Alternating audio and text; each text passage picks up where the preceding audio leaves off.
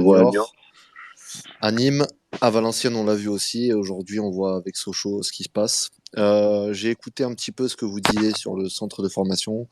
Je suis 100% d'accord avec vous. Alors, je sais pas si vous avez vu à Nîmes, du côté de Nîmes, notre président Rania Assaf, que vous connaissez tous, j'imagine ici. Le Euh, terroriste. Exactement, a fait en sorte de fermer. Alors, il n'a pas fermé le centre de formation, mais il a enlevé l'agrément du centre de formation. Donc, c'est tout comme. Ce qui fait qu'il voulait faire des économies. On a perdu notre agrément. Et du coup, ça fait que nos joueurs partent à gauche, à droite, nos jeunes. Et aujourd'hui, notre réserve, on est en train de payer, et c'est que le début, hein. On est en train de payer tout ça 2 ans après. Aujourd'hui, nous sommes en Régional 1. Donc ça veut dire Oh là qu'on là. notre réserve joue contre des petits villages aux alentours de Nîmes. Et là, cette saison, ben, on est en Régional 1, on n'est même pas monté. Pour vous dire. Et là, du coup, notre Désastre. équipe 1, elle est en nationale, ce qui fait que on a pris des joueurs de Régional 1 dans notre réserve, des jeunes qui vont monter avec nous en national, à qui on a fait signer leur Je premier te contrat coupe deux pro. secondes. Ça avait déjà été le cas sur les derniers matchs en Ligue 2, non? Ouais, Certains joueurs de R1 ouais, qui étaient ouais, apparus, ouais, notamment contre ouais. nous, il me semble. Ouais, exactement. Mais là, un peu plus. Et franchement, j'ai très peur. Je pense clairement qu'avec 6 descentes, nous, l'année prochaine, on est mort aussi. On sera en National Mm. 2. Je pense que c'est déjà acté avant le début de saison. C'est ça qui est dingue. Donc franchement, voilà, moi, je voulais vous apporter mon soutien. Je voulais aussi écouter votre situation. J'étais là pour écouter. Parce que j'avoue qu'on comprend pas trop bien ce qui se passe. En tout cas, j'ai pas tous les éléments. Pour le comprendre, j'ai bien compris que si vous injectez l'argent dans la semaine qui suit, vous pouvez rester en national. Mais par contre, si ce n'est pas le cas, c'est National 3, c'est ça? C'est ça, Globalement, ouais. c'est ça, ouais. Mm. Ok, d'accord.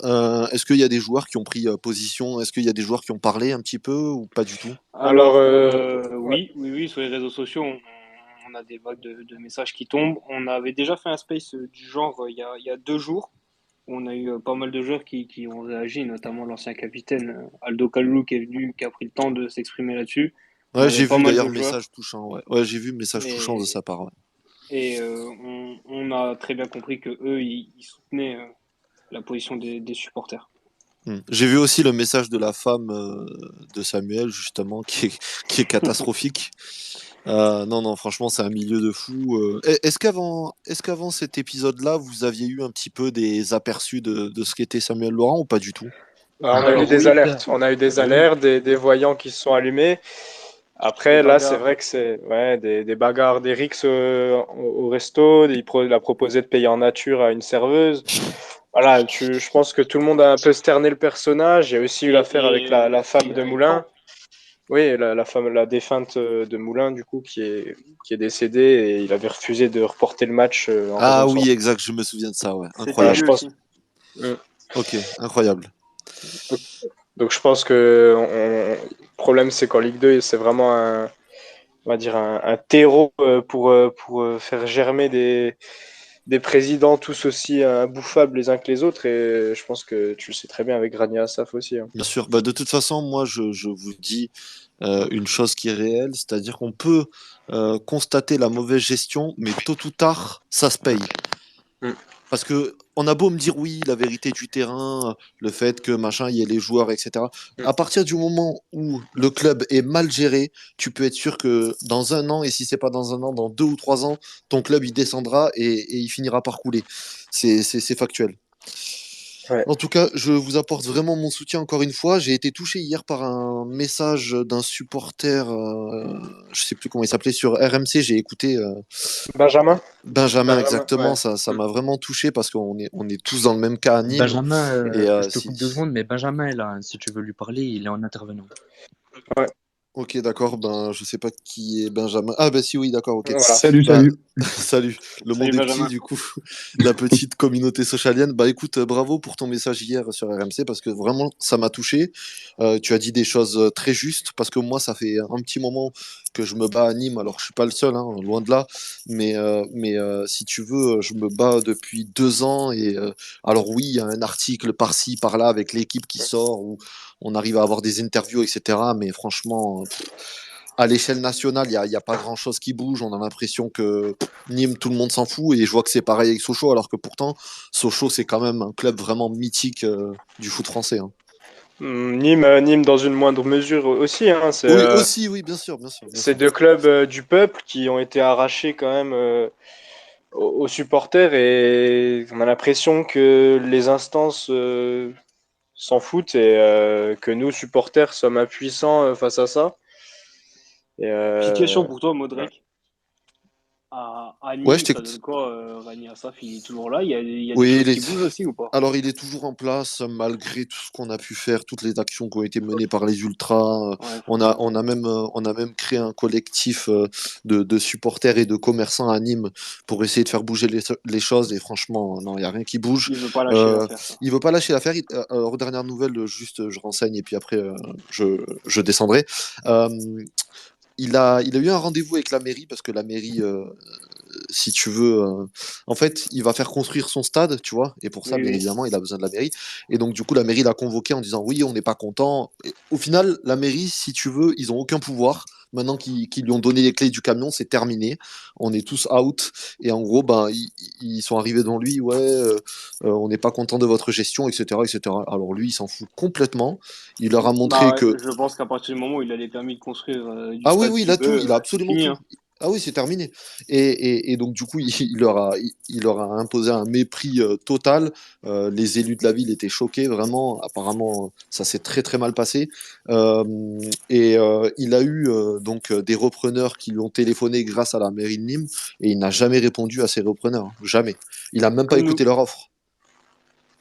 C'est Donc, pareil nous, ici. on en est là. Voilà, bah, tu vois, bah, c'est Samuel super. Laurent ferme les conversations aux potentiels repreneurs, d'après les Mais dernières nouvelles. Mais par contre, lui, c'est quoi son but au final? Parce que Rani Assaf, on le sait, c'est le projet immobilier, mais lui. Nous, c'est très Alors, flou, très flou. avec des pincettes, hein, des grosses pincettes, ce serait de peut-être laisser le club en N3 pour pouvoir le reprendre avec un euro symbolique derrière. C'est peut-être. Oui, allô, C'est bonjour, les rumeurs qui courent. bonsoir. Ok. Allô, Qui c'est parle? moi, Thibault Loiseau. Bonjour Bonjour. Thibaut. Oui, bonjour. J'aimerais revenir sur la situation de Sochaux, si je peux parler de ce sujet. Moi, Ouais. j'ai joué au club pendant 10 ans et mon grand frère, il a joué pendant 15 ans. Ouais, Maxime, ouais, Maxime, ouais. Maxime, c'est ça. on le rappelle, hein, pour ceux qui ne le savent pas, c'est celui qui a mis le but gagnant contre Montpellier avec Belfort en Coupe de Ouais, France. exactement, c'est ça. Il y a quelques années maintenant. Et j'en ai parlé avec lui un peu quand on était en famille de la situation du club, etc. Et vraiment, ça nous touche beaucoup parce que on ne pourra plus aller voir les matchs le week-end, etc. Et puis, ce que Samuel Laurent, par rapport au salaire de Samuel Laurent, c'est vrai que c'est démesuré. Mm. Tripler, voire Ouais, quadrupler son c'est. salaire et connaître la situation du club et puis tout ce qu'il fait en interne, vraiment, c'est quelque chose de désolant. Et puis savoir que surtout que Sochaux, c'est un club historique. C'est un club historique, familial. Ça fait partie de nos vies à tous. Et je suis vraiment. Donc concrètement, vous êtes dans l'impasse aussi. Il n'y a rien qui peut faire bouger les choses à part Samuel Laurent lui-même, en fait. Exactement. Le dépôt de bilan. Et Le c'est Ouais, dépôt ouais, de nous. voilà. bilan, après on a quand même l'espoir qu'il y aura des actions avant cette décision du dépôt de bilan qui seront mises en place. On ne sait pas Ça serait mieux de par faire un qui, dépôt peut-être de des bilan salariés, peut-être des comme le joueurs, RCS. des supporters. Faire un dépôt de bilan et puis Exact. que les entreprises locaux y reprennent. C'est ça. Le fait est qu'on a une force économique moins puissante que Strasbourg, donc Après, il y a comme- c'est aussi ça qui nous pose problème. Faudra Si je identifier peux- le projet plus à après Bastia. il y a des rumeurs qui disent que EMI veut se mettre autour d'une table et puis parler d'argent. Oui, j'ai vu ça. Donc c'est quelque chose de bien et qui pourrait redorer l'image du club. Ouais. Après, pour le moment, on n'en sait pas plus, donc. Ouais. Si je peux juste prendre la parole 2 secondes, je voulais déjà merci Modrek pour ce que tu disais avant sur mon passage à RMC parce que voilà j'ai essayé de faire part de ce que beaucoup d'entre nous je pense pensent ici et même enfin beaucoup discuté avec des potes qui sont fans d'autres clubs, qui vivent la même chose à Strasbourg, justement, qui sont dégoûtés du rachat par Chelsea, etc. Et moi, je te suis pas mal sur les affaires nîmoises depuis quelques temps maintenant, et je pense qu'on se comprend là-dessus. Donc voilà déjà. Et ensuite, j'avais peut-être une petite question pour Monsieur Cordonnier, s'il est encore là. Euh, Par rapport au recours au CNOSF, est-ce qu'au final, c'est vraiment illusoire et abandonné, déjà peut-être même trop tard, ou ça reste quand même une option qui peut être envisagée si jamais il se passe quelque chose rapidement au niveau financier, quoi. Alors, je vais vous répondre par rapport à mes connaissances, qui sont pas celles d'un DG. Mais en tout cas, aujourd'hui, dans les textes, il serait toujours possible de faire appel au CNOSF. Mais encore C'est quoi faut-il avoir, la date limite? encore faut-il avoir un dossier solide. Et c'est ça, le truc, c'est le dossier. Voilà, parce que si je dis pas de conneries, c'est le CNOSF qui nous a sauvés la dernière fois. En On fait, avait si, dû aller jusque-là en appel, ça avait été confirmé également, quoi. si aujourd'hui vous allez au CNOSF de la manière dont on a été quelque part à la DNCG, bon, C'est autant mort. pas. Ouais. Ok. Parce qu'on sait que Bordeaux s'était sauvé grâce à ça, hein, Ouais, il y a une saison. ouais, ouais, tout à fait. Tout à fait. C'est Hein. ça. C'est ça, c'est ça. Donc, mathématiquement, c'est jouable. Et Julien, de votre côté, est-ce que vous avez des actions prévues avec les joueurs ou des salariés pour essayer de faire un peu bouger les choses? Alors, moi, vous connaissez ma position. Je suis arrivé au 1er février, donc on va dire que je suis le dernier. Non, je suis pas le dernier arrivé, puisque le dernier arrivé, c'est le coach. Donc voilà. Donc après, il y a les actions, c'est-à-dire que il y a plusieurs actions. Soit, par exemple, les joueurs, ils peuvent décider à un moment de faire grève. Mm. Moi, je l'ai connu en Suisse à l'époque où le Servette de Genève était en liquidation. Les joueurs s'étaient entraînés avec de mémoire, des billets scotchés sur leur t-shirt. Donc, c'est quelque chose qui avait fait sensation. Après, nous, aujourd'hui, moi, de mon côté, une action de dire je fais grève et j'arrête de travailler, je pense qu'au contraire, ça serait pas la solution et ça créerait plus de problèmes qu'il y en a déjà. Mais en effet, je pense qu'il faut réfléchir pour que les choses puissent avancer et bouger surtout. En fait, c'est surtout bouger.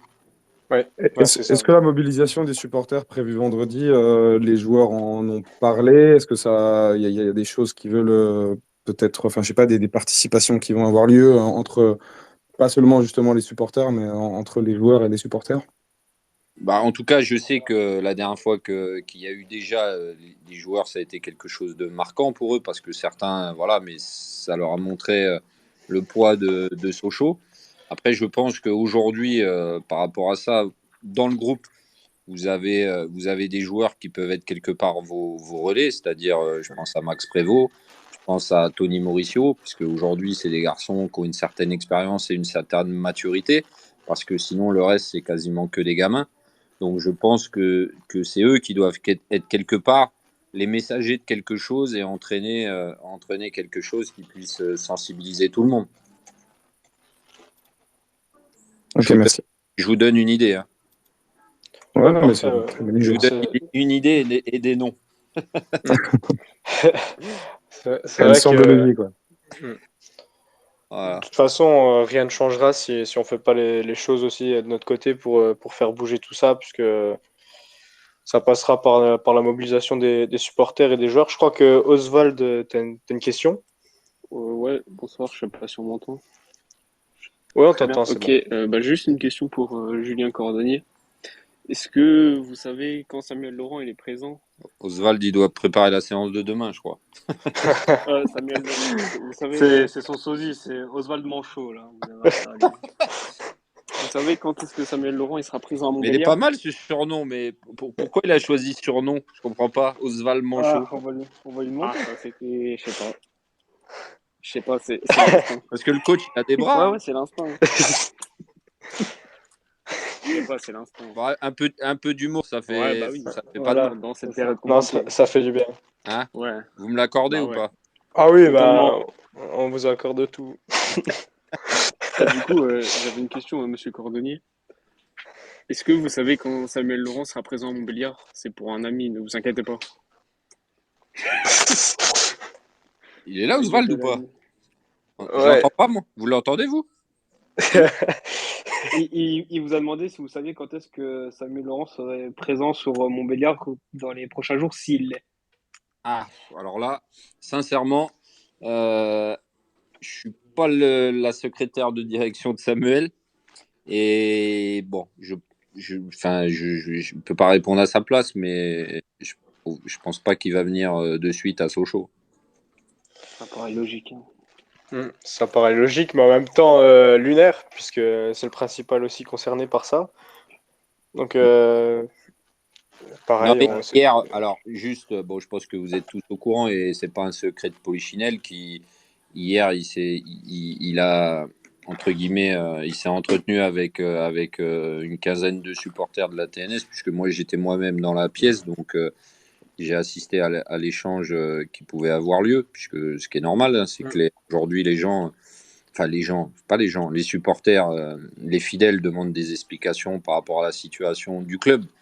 Donc j'ai assisté à ça aussi et c'est vrai qu'aujourd'hui voilà on va pas se voiler la face mais que ça soit vous que ça soit nous il y a beaucoup d'incompréhension par rapport à ce qui vient de se passer et quelque part on est tous en fait déconnectés de ce qui se passe et en fait je pense qu'on a tous pris un vrai coup derrière la tête par rapport à la décision de la DNCG parce que jusqu'à présent on était tous convaincus qu'on allait passer et qu'on allait être en Ligue 2. Et il a vraiment sorti que le club valait 200 millions. Alors, comme je vous ai dit, j'étais dans la pièce, mais j'étais un peu reculé et je vous avoue que ce qui est normal et ce que je comprends, les supporters de la TNS étaient remontés et c'est normal parce qu'aujourd'hui ils peuvent pas accepter la décision qui est celle-là. J'ai pas entendu ça, mais enfin, j'ai pas entendu, mais j'ai vu que ça avait été dit. Moi, je l'ai pas entendu, donc je peux pas vous confirmer. Par contre, ce que je peux vous dire, c'est qu'aujourd'hui, le club, il vaut pas 200 millions. Ça, Mais ça, ça, ouais, Je c'est pense ça, que évident. ça relève de la maladie psychiatrique de penser ça quand même. Là, ça, on est à un c'est mon niveau. avis. ouais, c'est Mais clair. d'ailleurs, Monsieur Cordonnier, oui, vous êtes arrivé, vous avez dit cet hiver, mais voilà, on a vu dans la presse ces derniers temps le sénateur Perrin qui avait dit que le trou de 22 millions était déjà présent cet hiver. Donc, vraiment, pour vous rassurer sur les situations, Samuel Laurent a vraiment dit qu'il allait y avoir un chèque qui allait arriver de Chine et que c'était bon, les 22 millions allaient être comblés, il n'y avait pas de souci, ça allait bien se passer, quoi. Oui, en tout cas, c'est en fait jusqu'à il y a très peu de jours, c'était les engagements qui étaient pris par le propriétaire hein, de façon très claire et précise. D'ailleurs, cet hiver, quand vous au mercato, vous recrutez Le Talec et Dossou, donc ça veut dire que la DNCG a des garanties par rapport à l'actionnaire. D'accord. C'est vraiment des garanties qui viennent de Nanking, c'est pas des paroles de Samuel Laurent qui ont été balancées comme ça. Et C'est vraiment. la DNCG n'accepte plus les paroles. Ok, ouais. Donc ça a dû être une promesse mise en noir sur blanc, une promesse on va dire de levée de fonds de la part de Nanking qui a été donnée à Samuel Laurent ou c'est une promesse en tant que Non, parole? en fait, il y avait pour la saison 22-23 la garantie qui les font, tout simplement. Ok. Mais de toute manière, le club ne pouvait pas continuer dans ce modèle économique-là. C'était, Si c'est pas Perrin, à force. oui, voilà, sur le long terme, c'était pas viable. Alors, moi, en fait, ça peut être viable si vous avez un actionnaire puissant et qui continue chaque année de mettre 15 millions d'euros. Vous avez la possibilité d'avoir un rythme de vie aussi élevé.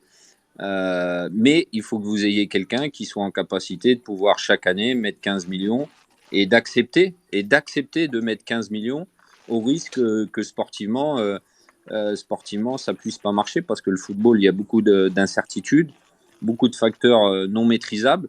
Je prends l'exemple du Havre, je pense que Vincent Volpe, chaque année, il met beaucoup d'argent dans le club et il a accepté cette situation-là pendant de longues années. Alors cette année, ça a marché puisque le club monte en Ligue 1, mais malheureusement, il s'avère que Nanking a accepté cette situation depuis qu'ils sont au club, mais que là, ils ont décidé quelque part de ne plus accepter ou de ne plus être en mesure de pouvoir mettre ses fonds. Ok. Et vous, à titre personnel, vous avez des contacts avec Nanking ou alors vous devez passer par Samuel Laurent qui ensuite passe par Nanking? Moi, pour être très franc avec vous, je les ai vus 2 fois depuis mon arrivée, mais le propriétaire, il parle chinois. Moi, je me suis pas encore mis au chinois. Donc, lui et moi, on peut pas se comprendre. Donc, j'ai aucun contact avec les actionnaires. Aucun. D'accord. Aucun. Ok. Et aujourd'hui, ce serait pas possible de mener une action dans un monde hypothétique où est-ce qu'avec la direction, donc Benjamin Delon, vous et d'autres Benoît, au Benoît, club, vous pouvez pas Benoît. aller contre la parole de Samuel Laurent? Bah, en fait, la problématique, c'est que, comme je viens de vous dire, nous, on n'a pas de relation avec l'actionnaire, en fait. En fait, la seule personne qui a une relation directe avec l'actionnaire, c'est Samuel. C'est-à-dire que nous, aujourd'hui, les discussions qui peuvent être menées entre Samuel et M. Chong, il n'y a que lui qui sait les discussions qu'il mène avec lui. Et preuve en est, c'est-à-dire que aujourd'hui, comme je vous ai dit, nous aussi, on a subi la décision de Nanking de ne pas mettre les fonds à la dernière minute. Et quelque part, d'être aussi otage de cette décision, au même titre que les supporters du club et que les salariés, que tout le monde. Ouais, j'ai une petite question pour vous. C'est quelque chose qu'on m'a envoyé. C'est aucun rapport avec ça, mais c'est le retour sur le centre de formation. Est-ce que vous savez si on continue de vivre sans le club de formation, est-ce qu'on percevra toujours les indemnités de formation et compagnie? Alors, si le centre de formation disparaît, c'est ça que vous êtes en train de dire. Si demain on vend, C'est ça. il y a des joueurs qui sont vendus, on percevra les indemnités de formation. Ouais, Mais, c'est ça. mais ça veut dire, si on n'a plus de centre de formation, ça veut dire que les joueurs ne seront plus enregistrés sous contrat au niveau du club. Donc, en fait, il n'y aura pas d'indemnité de formation. Ah, mais un joueur actuellement, par exemple, on va prendre l'exemple de Maxence Prévost, qui aujourd'hui est passé par le centre de formation, mais si le centre vient à fermer demain, est-ce que ça compterait toujours? Ah oui, parce qu'il a été à la formation, oui. Un joueur Ok, qui a été enregistré, oui. ok, ça marche. Hum, Merci. voilà. J'avais pas compris la question dans son ensemble. Ouais, pas de problème.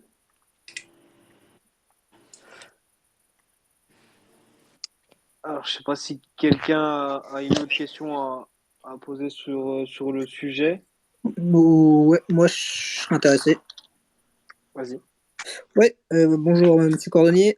C'est par rapport donc à la décision qui aura lieu la semaine prochaine. Si elle est négative et que Sochaux descend donc potentiellement en N3, est-ce qu'il y aura encore la possibilité de faire un appel? Alors là, c'est une question qui vient de l'ordre juridique. Alors, pour moi, et encore une fois, je vais répondre au conditionnel parce que c'est pas mon domaine de compétence. Je pense que si on passe la semaine prochaine et qu'une nouvelle fois, malheureusement, on venait être rétrogradé et du coup, ce qui engagerait, on va dire très clairement, un dépôt de bilan, puisque ça veut dire que vous n'êtes pas en mesure de fournir un budget pour le national. Bah, je pense que l'appel, tu peux faire un appel, mais je vois pas où il va nous mener en fait. D'accord, merci. Parce qu'en fait, au bout d'un moment, il y aura forcément plus de trésorerie, donc ce qui va entraîner une cessation de paiement et du coup une liquidation derrière. Ok. Dernière question. J'ai une question concernant un homme qui est assez influent dans le club, Raphaël Scherer. Est-ce que vous avez des conversations avec lui? Est-ce qu'il est présent dans le club? Et s'il est présent, quelle est sa position vis-à-vis de la situation? Parce qu'on entend ce nom un peu partout et honnêtement, on aimerait aussi comprendre ce qui se passe en interne. Alors, moi, j'ai des relations tous les jours avec Raphaël, puisqu'il est directeur sportif de l'académie. Donc forcément qu'on a eu des discussions, notamment avec le coach Osval par rapport à la reprise. Au vu des différents départs, on a beaucoup de jeunes de la formation. Donc oui, on a des discussions quotidiennes et bien sûr qu'il est présent au même titre que tous les autres salariés pour œuvrer et trouver quelque part des solutions pour amener, on va dire, des solutions par rapport aux joueurs. Voilà, tout simplement. Ok.